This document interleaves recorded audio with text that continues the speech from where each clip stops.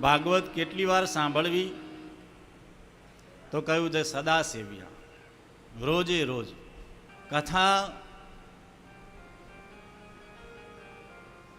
એ આપણા પાપોનો નાશ કરે છે, મનના મેલનો પણ નાશ કરે છે.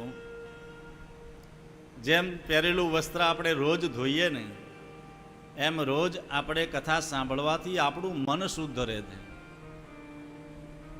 તમે ગમે એટલું ઘર બહારથી બંધ કરીને લોક કરીને જાઓ, બારી પેક કરી દો, પડદા લગાડી દો, પણ પછી અઠવાડિયા પછી ઘરે જશો ને તો કેટલો બધો કચરો ભેગો થયો હશે. રોજ સાફ થાય નહીં તો કચરો વધી જાય, વધે ને.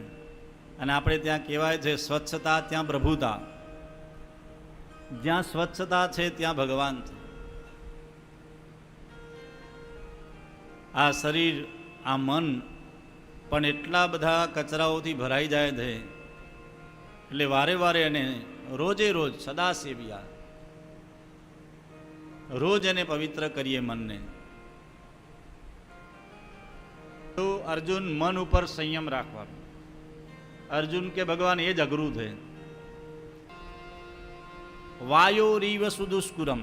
ભગવાને કીધું અર્જુન તારી વાત સાચી છે, મન બહુ ચંચળ છે, પ્રમાથી છે, એનું ધાર્યું કરાવે છે. પણ એ વાયુને જેમ પવનને આપણે પકડી શકતા નથી, હવાને પકડી શકીએ, એમ મનને પણ પકડી શકાતું નથી.